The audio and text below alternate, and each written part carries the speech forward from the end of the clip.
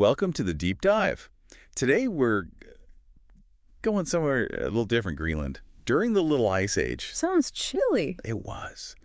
But we're not talking about surviving the cold or, ice fishing or anything like that. Okay, got it. We're going deeper. Deeper. Yeah, like way deeper into the world of children's play. Children's play. Yeah, toys. What could those possibly tell us about surviving, climate change or anything like that, right? You've got me intrigued. Trust me, it's fascinating. We've got this academic paper called Playing to Survive, Children and Innovation During the Little Ice Age in Greenland. Catchy title. Right. Yeah. And this blog post from the British Newspaper Archive called History of Play to help guide us. Sounds like fun. Our mission today is to figure out how these ancient toys can tell us about adapting to climate change. Okay. Specifically toys from the Norse and Inuit cultures who both lived in Greenland. Right, Greenland. Let's paint a picture for our listeners. It's not exactly a paradise, is it? Definitely not. It's mostly ice, with just a narrow strip of land along the coast where people can actually live. Harsh. Very. And into this challenging environment come two groups. The Norse settlers arrived first around 985 AD. Farmers, right. Exactly. They were all about farming and livestock. Makes sense. Then a couple of centuries later, the Inuit arrive. Now, they were the hunters and seafaring experts, right? Spot on. So you've got these two very different cultures, both trying to make a life for themselves in this really tough environment. And then the Little Ice Age hits. Right. Temperatures plummet. Yeah. Things get even tougher. And this is where it gets really interesting. The Inuit, they thrive. They do. They adapt and actually do pretty well, considering. But the Norse settlements, they disappear. Vanish. And that's the big question. Yeah. Why? What made the Inuit so much more adaptable? A good question. And the researchers think that part of the answer might lie in what their children were playing with. Really? Yeah. Their toys? It seems crazy, but when you think about it, kids' toys, they're like little windows into their world, right? They reflect what they're learning and experiencing. Okay, I can see that. So let's take a look in that Inuit toy chest. What do we find? A huge variety of stuff. Like what? Miniature tools, weapons, everyday objects, Right. like little kayaks and hunting gear. You name it, they made a toy version of it.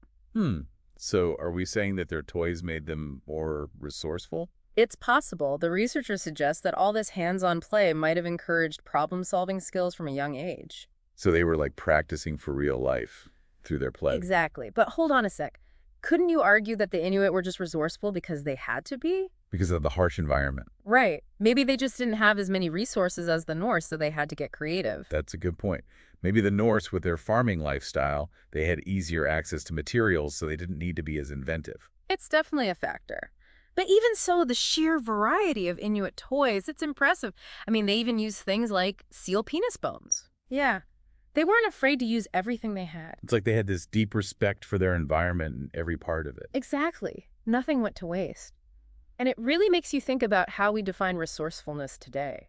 It challenges our assumptions about what's possible with limited resources, for sure. But it's not just about the materials. They also came up with all sorts of different designs for their toys, experimenting with different shapes and functions. That reminds me of what the paper said about tolerance for variability. You got it. It's like they were hardwired to innovate from a young age. So it wasn't just about keeping kids entertained. It was like prepping them for a life of adapting to whatever challenges came their way. Exactly. And this is where things get really interesting, because now we have to contrast that with the Norse toys. Right. The paper mentioned that they weren't nearly as diverse. Not even close. Yeah. While the Inuit were busy creating this whole arsenal of miniature hunting gear, the Norse seemed to stick to the basics. Like what? Wooden swords, dolls, maybe a toy farm animal here and there. It was all very much tied to their traditional way of life. So their toys reflected a more settled agricultural lifestyle. Right. And the researchers suggest that this might have reflected a more rigid social structure, too. How so? Well, think about it. The Norse toys, they emphasize traditional gender roles. You know, boys playing with swords, girls playing with dolls. So maybe their play was less about encouraging individual expression or experimentation and more about reinforcing those traditional roles. It's a possibility. And that lack of flexibility might have made it harder for them to adapt when things changed drastically. When the climate shifted and their old ways of doing things no longer worked. Exactly. Now, the paper does say that the Norse weren't completely resistant to change. They did try to adapt their diet, for example, incorporating more marine resources. So they weren't totally stuck in their ways. Right. but their adaptations seemed more like small tweaks to their existing strategies rather than a complete overhaul of their lifestyle. And maybe their playthings offer a clue as to why. Perhaps. Maybe that resistance to radical change, it was already present in their childhood. Wow, that's really thought-provoking. It makes you wonder if those early experiences with play could have had such a lasting impact on their ability to adapt. It's a fascinating idea, and it makes you think about how our own cultural norms today might be shaping the next generation's capacity for adaptability. Okay, lots to think about there. But before we get too far ahead of ourselves, let's dive back into that Inuit toy chest. You game. I'm all in. Let's see what other treasures we can uncover. All right, let's open that Inuit toy chest. What kind of treasures are we talking about? Well, one example that really showcases their ingenuity is the ajagak. What? Ajagak. It's like a traditional ring and pin toy, kind of like a skill game. I'm picturing something made of wood or bone. What's so special about that? It's not just what they made it from, but what they made it from. Okay, I'm listening. They used all sorts of things. Seal, penis bones, jaw bones, you name it. It shows how resourceful they were, how adaptable. Wow, using every part of the animal even for a toy. It speaks to their connection to their environment, for sure. And get this, they didn't just make one standard ajagak. They had all sorts of variations. Round ones, oval ones, square ones, some with more holes, some with less. So even their toys showed that tolerance for variability, huh? Like they were constantly experimenting. Exactly. Always innovating. And it's not just the ajagak either. They also had a bunch of different spinning tops, made of wood bone, all kinds of shapes and sizes. So many options. It's like a prehistoric toy store. Right. And of course, we can't forget about the miniature hunting tools, harpoons, bows and arrows, even kayaks. Like a little Inuit starter kit. Pretty much. It's amazing how these toys weren't just for fun. They were tools for learning problem solving, preparing for the challenges of their world. Makes you wonder, are we giving kids that same kind of opportunity for open-ended play today? That's the million-dollar question, isn't it?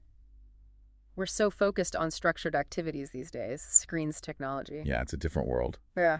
What do you think we can learn from the Inuit approach to play? I think it reminds us to encourage kids to experiment, to tinker, to get their hands dirty, not be afraid to try things even if they mess up. So it's about creating that environment that fosters creative exploration. Exactly. And speaking of different approaches to play, let's talk about that blog post on the history of play in Britain. What stood out to you?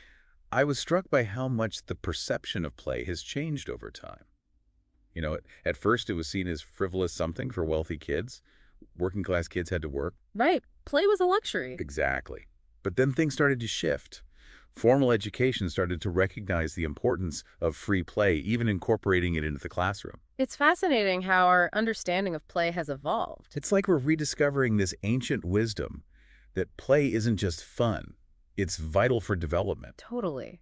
The Inuit seem to understand this instinctively, and centuries later, in a totally different context, educators in Britain were coming to the same conclusion. That's a great point. It really highlights the universality of play. And it makes you think, are we doing enough to protect and encourage that kind of open-ended play today? Especially with all the pressures and distractions of modern life. It's a valid concern. The Inuit story, it serves as a powerful reminder Of what? that even in the face of immense challenges, play can be a source of strength, resilience. They didn't just survive, they thrived. And their playthings offer a glimpse into how they did it. Right. Their culture valued exploration, problem solving, a willingness to embrace change, and those values were reflected in their children's toys. It's like they're saying, hey, the world is unpredictable, so let's make sure our kids are ready for anything. Exactly. And that brings us to another crucial point.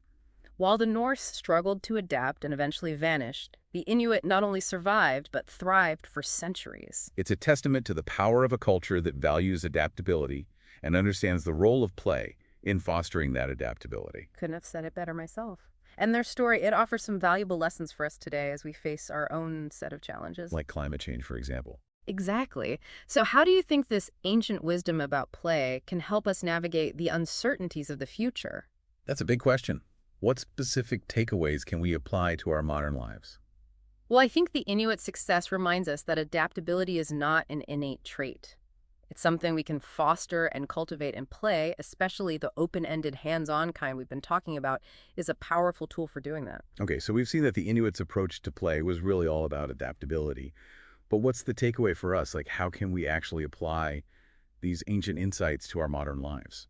It comes down to realizing that adaptability isn't something you're just born with. It's more like a skill, a way of thinking that you can develop.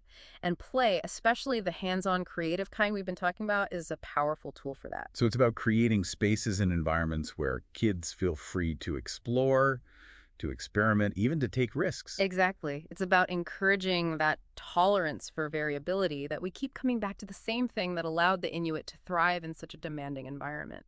And it's not just for kids, is it? Yeah. We could all probably benefit from being a bit more playful in our own lives, right? Like being more willing to step outside our comfort zones, try new things. Absolutely. I think maybe the secret to adapting to this crazy world that's constantly changing is to never lose that sense of curiosity, the willingness to experiment, the pure joy of discovering something new. It's all wrapped up in play. Yeah, it's like remembering that learning can be fun. It doesn't always have to be serious business. Yeah. It's about tapping into that inner child that wasn't afraid to mess up, to just try things out and see what happens. Exactly. And think about the Inuit again. Their resourcefulness. It wasn't just about survival, it was like a core part of their culture, woven into everything they did, even their play. Yeah, like using those seal penis bones for toys. It's a good reminder that ingenuity can pop up in the most unexpected places. Totally. And it wasn't just about using whatever they had lying around, they were intentional about it. The paper talks about how they had specific types of bone for different uses. Stronger bones for tools and weapons, more flexible ones for things like sled runners, even for their toys. That's like they had this incredible understanding of their environment down to the specific properties of different animal bones. And that knowledge was passed down through generations, through something as simple as play. Such a great example of how tradition and innovation can work together. So what's the big takeaway for our listeners? What can we learn from all of this? I think the Inuit story shows us that we always have a choice. We can cling to rigid ways of thinking and doing things, or we can be more flexible, adaptable. We can see change as a threat or as a chance to grow. And play can be the key to unlocking that adaptability, that willingness to experiment, to learn, and to grow and change with the world. Exactly. It's about recognizing that the skills we need to thrive in a complex, ever-changing world aren't always learned in a classroom. Sometimes they're learned on the playground, in the workshop, in those moments where we let ourselves be curious, explore, and just play. I love that. So to everyone listening, we encourage you to take this to heart.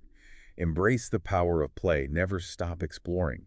And remember, the most valuable lessons are often learned when we allow ourselves to be a little bit playful. Thanks for joining us on this deep dive. Until next time, keep those minds curious and those hands busy.